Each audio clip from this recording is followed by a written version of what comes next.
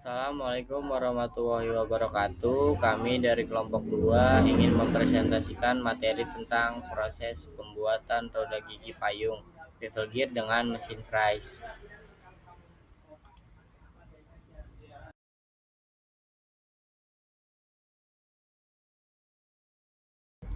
Kemudian ada pendahuluan. Bevel gear atau roda gigi payung merupakan komponen transmisi yang digunakan untuk meneruskan putaran antar poros yang saling berpotongan. Komponen ini memiliki bentuk gigi yang menyebar seperti kerucut, sehingga mampu mengubah arah putaran, biasanya pada sudut 90 derajat. Karena banyak digunakan pada mesin industri, kendaraan, dan sistem mekanik lainnya, bevel gear membutuhkan kualitas manufaktur yang presisi agar dapat mentransmisikan daya secara efisien dan tahan terhadap beban kerja. Dalam tugas ini, bevel gear dipilih sebagai produk yang dibuat untuk memahami bagaimana komponen mekanik bekerja. Perkenalkan, nama saya Dimas Parabangkoro, NPM 216. Selanjutnya saya akan menjelaskan latar belakang, tujuan, dan manfaat dari bevel gear ini. Jadi, kelompok kami memilih bevel gear karena merupakan komponen penting dalam sistem transmisi daya yang memerlukan perubahan arah putaran. Banyak peralatan industri, mesin perkakas, hingga kendaraan bergantung pada kinerja bevel gear ini. Proses pembuatannya juga cukup kompleks dan membutuhkan ketelitian tinggi, terutama pada bagian gigi yang menjadi penentu kualitas kerja. Hal ini menjadikan bevel gear sebagai produk yang tepat untuk kita pelajari, baik dari segi fungsi maupun proses manufakturnya yang menggunakan mesin Fries. Selanjutnya, ada tujuan dan manfaat dari bevel gear ini. Yang pertama itu tujuannya untuk menghasilkan komponen transmisi yang bisa mengubah arah putaran. Yang kedua, untuk menyediakan mekanisme perpindahan daya antar poros yang tidak sejajar. Yang ketiga, untuk mendapatkan gear yang presisi dan mampu mentransmisikan torsi secara optimal. Dan yang terakhir, untuk memenuhi kebutuhan komponen pada mesin atau sistem penggerak tertentu. Selanjutnya, ada manfaat dari bevel gear ini. Yang pertama tentu mempermudah perubahan arah putaran dalam sistem mekanik. Yang kedua, menghasilkan perpindahan daya yang efisien dan stabil. Yang ketiga, biasanya digunakan pada gearbox, mesin industri, dan diferensial kendaraan. Dan yang terakhir, untuk meningkatkan kinerja sistem transmisi dengan desain gigi yang kuat dan presisi. Lalu selanjutnya ada desain perencanaan produk, yaitu ada tampak depan gambar lingkar besar yang terdapat di sisi kiri. Tampak depan bevel gear menampilkan lingkaran-lingkaran yang mempresentasikan diameter luar DA1, diameter pitch, diameter akar gigi DF1, serta lubang poros di tengah. Terdapat garis sumbu dan garis bantu yang menunjukkan pusat gear. Lalu selanjutnya ada potongan A-A, di mana menampilkan penampang gigi miring khas bevel gear. Terdapat berbagai dimensi seperti tinggi bevel gear, tebal hub, diameter lubang proses, serta sudut gigi. Potongan A berguna untuk memperlihatkan bagian dalam yang tidak terlihat dan tampak depan. Lalu selanjutnya ada dimensi dan parameter. Di kiri atas terdapat data perhitungan bevel gear, di mana Z sama dengan jumlah gigi yaitu 28 dan MI sama dengan modul sebesar 3 dan ME 4 eksternal modul.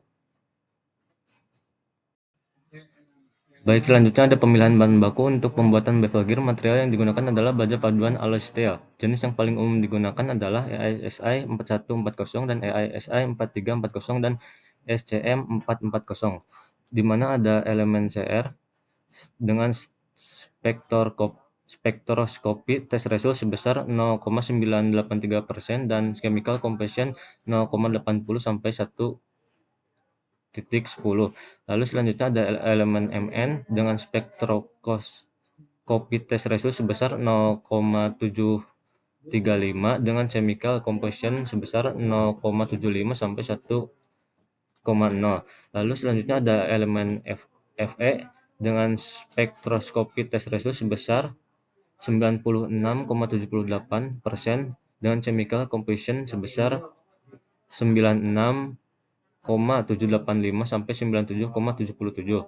Lalu selanjutnya ada elemen C dengan spektroskopi tes resolusi sebesar 0,303 dengan chemical composition sebesar 0,38 sampai 0,43. Lalu selanjutnya ada elemen MO dengan spektroskopi resolusi sebesar 0,254 dengan chemical composition sebesar 0,15 sampai 0,3.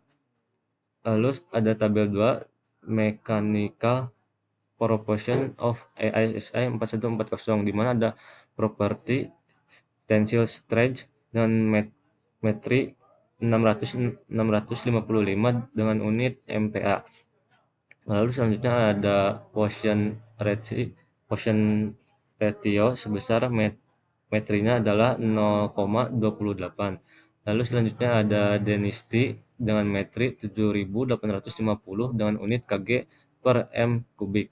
Lalu selanjutnya ada properties yield strength dengan metri 415 dengan unit MPa. Lalu selanjutnya ada properti modulus Young dengan metri 200 dengan unit GPa.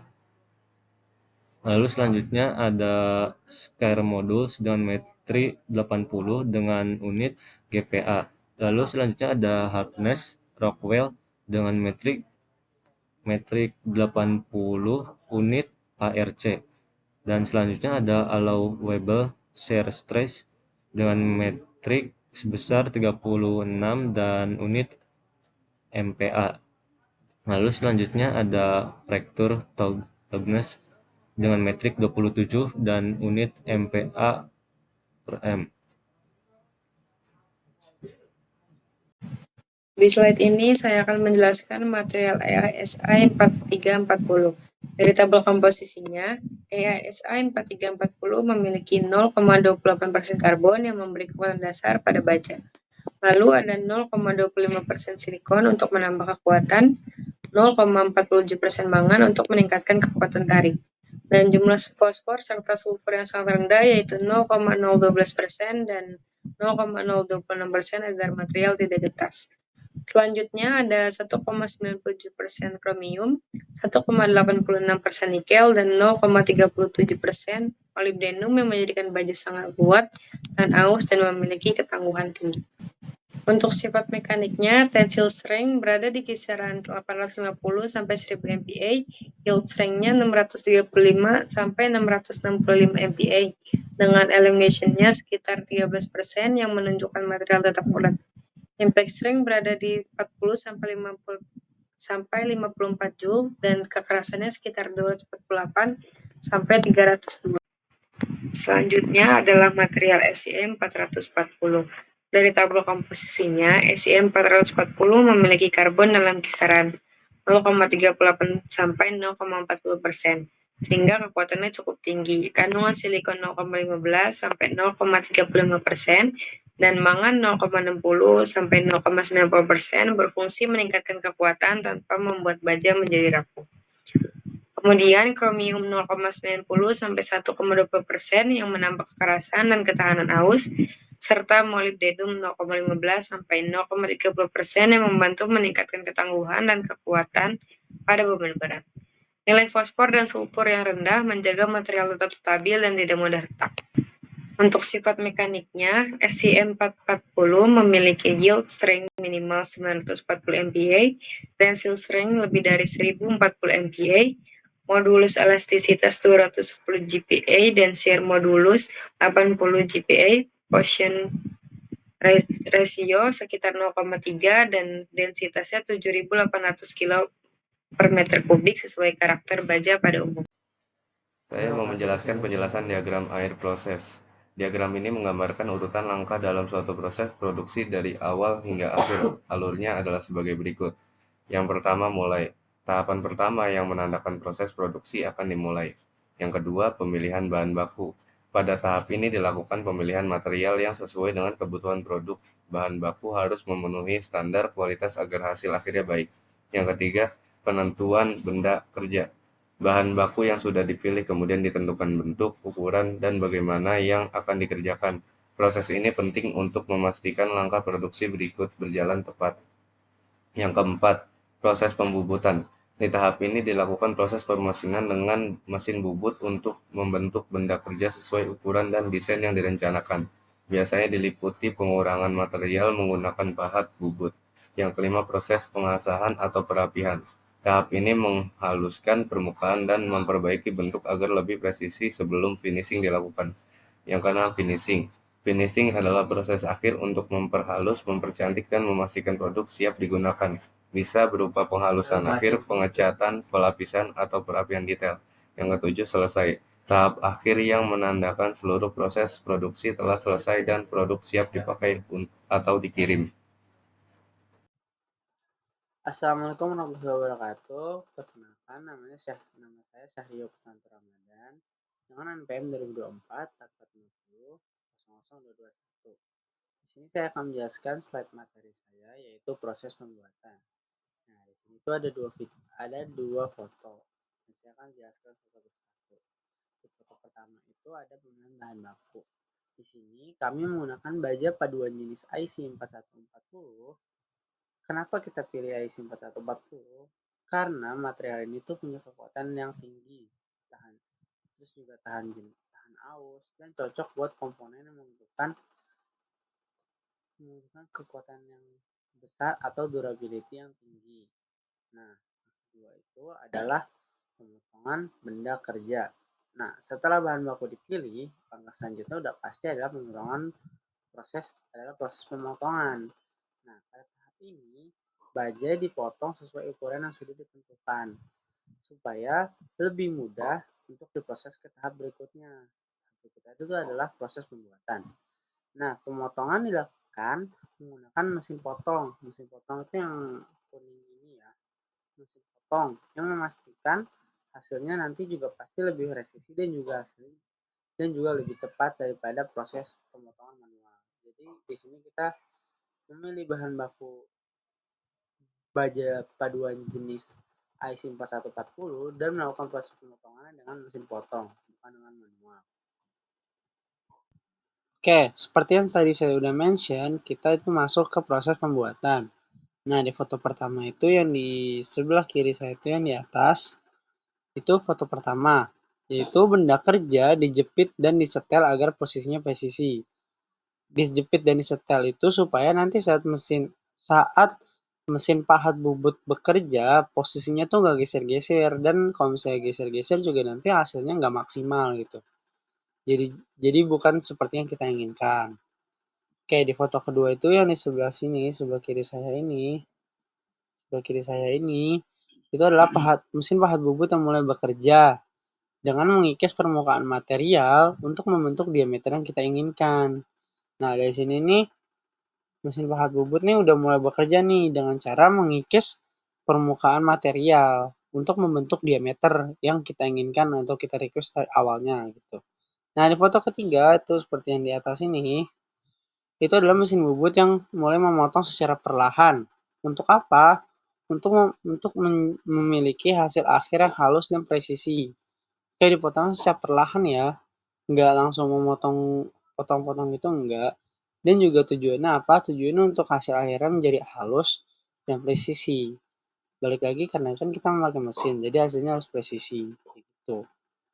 Nah, di foto terakhir ini di sebelah kanan saya itu adalah hasil akhir setelah pemotongan secara bertahap. Ini nih hasil akhirnya gitu. Hasil akhir material dari foto pertama ini. Setelah melewati 3 proses ini, hasil akhirnya tuh kayak gini. Tapi juga ini sebenarnya belum selesai juga sih, karena masih ada proses penyelesaian akhir atau finishing. Selanjutnya kita masuk ke tahap 4 yang dimana proses pengeprasan. Yang dimana foto paling kiri adalah pemasangan benda kerja pada mesin press, yang dimana gambar itu menunjukkan sebuah operator sedang memasang atau mengencangkan benda kerja pada ragum atau cak mesin press. Ini dilakukan agar benda kerja terikat kuat dan tidak bergeser saat proses pemotongan. Dan yang di foto tengah adalah pengukuran dan penyatingan, yang dimana di gambar tersebut ada tangan operator terlihat memegang alat ukur seperti jangka, sorong atau dial indikator. Tujuannya untuk memastikan posisi benda kerja tegak lurus dan sejajar. menentukan kedalaman potong, menjamin juga ukuran akhir sesuai dengan standar gambar kerja. Tahap ini juga sangat penting untuk mencegah kesalahan dimensi saat proses pemotongan. Yang terakhir ada yang paling kanan, yaitu pengencangan dan pengaturan cutter, di mana operator menggunakan kunci Inggris untuk mengencangkan bagian kepala mesin fresh atau spindle. Biasanya ini dilakukan untuk mengunci cutter agar tidak longgar, menyetel tinggi cutter, dan juga mengatur kecepatan dan posisi pemotongan sebelum mesin dijalankan. Langkah ini memastikan cutter aman dan stabil saat pemotongan berlangsung. Selanjutnya masuk ke tahap 4 pada proses pengefreshan, yang dimana gambar paling kiri adalah penggunaan dial indikator. Pada gambar tersebut terlihat sebuah dial indikator digunakan untuk mengecek kerataan dan juga kesentrisan. Fungsinya itu memastikan benda kerja atau cat berada pada posisi sejajar, tidak miring, dan juga presisi. Yang terakhir ada mengecek apakah permukaan atau posisi benda kerja telah center terhadap mesin. Ini adalah langkah penting untuk mencegah hasil fresh yang tidak rata atau tidak akurat. Masuk di gambar yang tengah, yaitu ada setting dividing head. Gambar ini menunjukkan operator sedang melakukan penyetelan dividing head yang digunakan untuk membagi benda kerja ke sudut atau bagian tertentu dan membuat alur slot atau sisi-sisi berjumlah tertentu, misalnya 4 sisi, 6 sisi, 12 sisi, dan juga lain-lain. Pada tahap ini biasanya dilakukan penentuan sudut putaran, penguncian posisi sesuai pembagian yang diinginkan. Terakhir, di gambar paling kanan ada setting kedudukan benda kerja, yang dimana terlihat pada gambar operator mengencangkan atau mengatur posisi benda kerja menggunakan alat seperti kunci Inggris ataupun chuck key. Tujuannya menyetel posisi benda kerja agar sesuai dengan titik nol atau zeroing. Mengunci benda kerja agar kuat dan aman saat proses pemotongan. Memastikan posisi benda kerja sesuai desain atau ukuran yang akan di-fresh. Pada tahap ini dilakukan proses pengefreshan untuk membentuk gigi pada bevel gear. Bisa dilihat di gambar yang pertama itu nunjukin proses setting awal, yaitu ngatur skala atau pembacaan sudut pada mesin fresh, biar posisi benda kerja itu tepat sebelum pemotongan dilakukan. Di gambar kedua itu ngasih lihat penggunaan dividing head.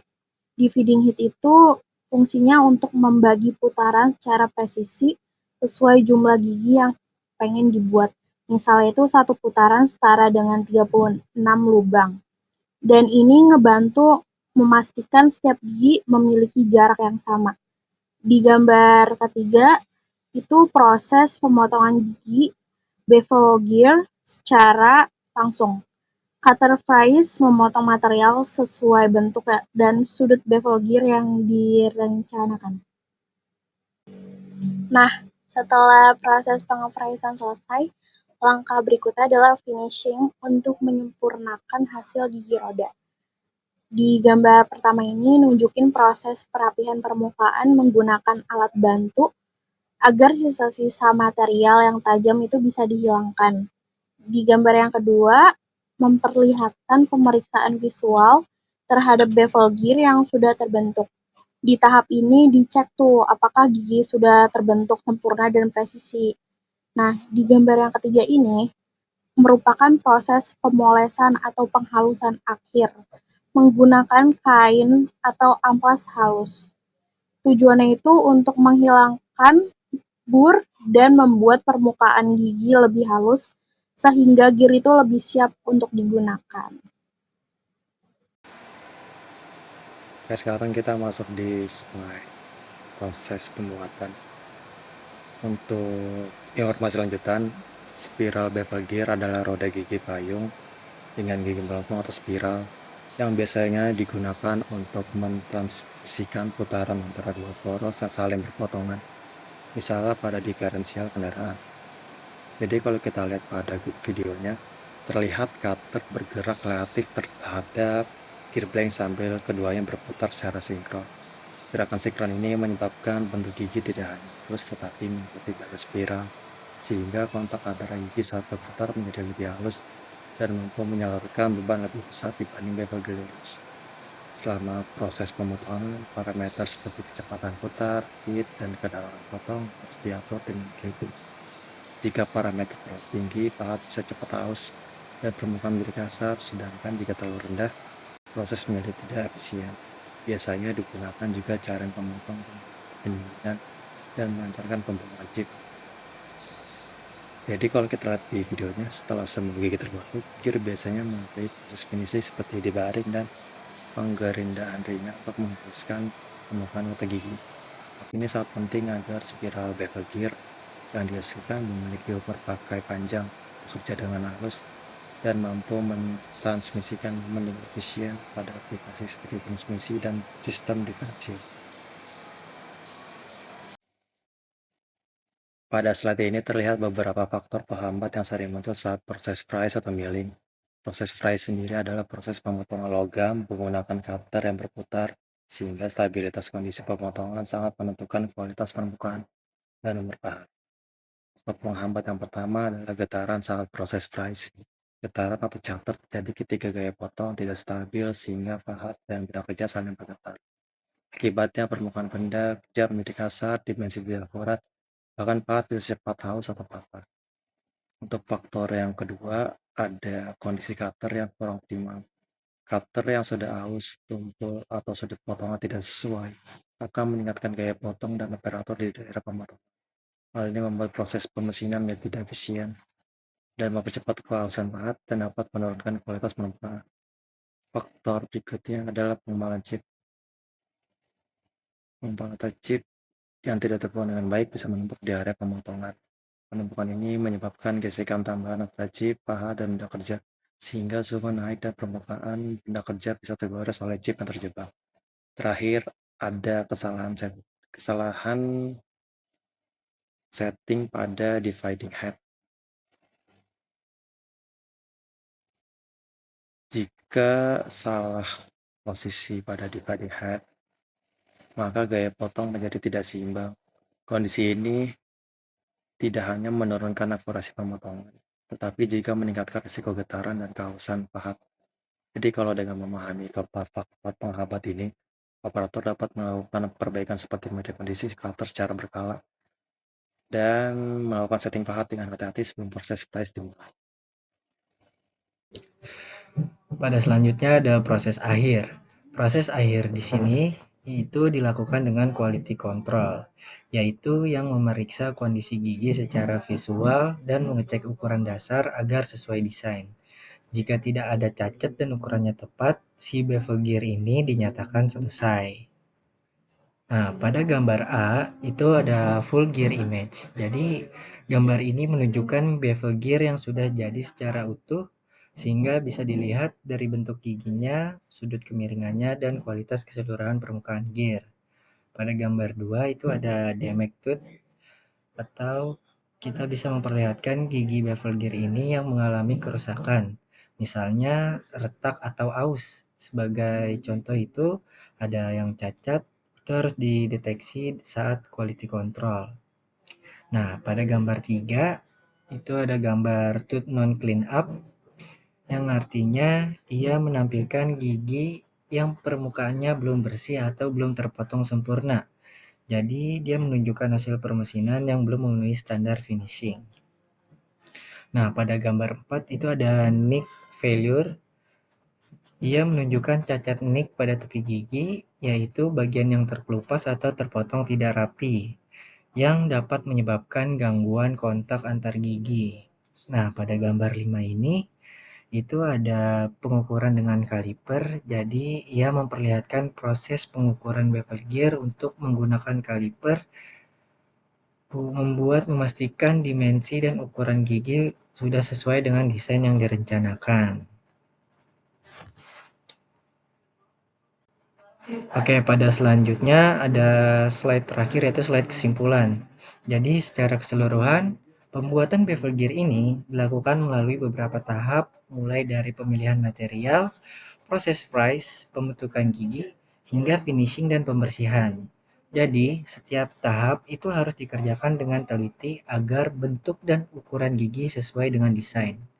Kemudian, Gear ini diperiksa melalui quality control supaya bebas cacat dan ukurannya tepat, sehingga dihasilkan bevel gear ini berkualitas yang baik dan siap untuk digunakan sebagai komponen pemindah daya. Oke, sekian presentasi dari kelompok kami. Wabillahi taufiq walhidayah. Wassalamualaikum warahmatullahi wabarakatuh.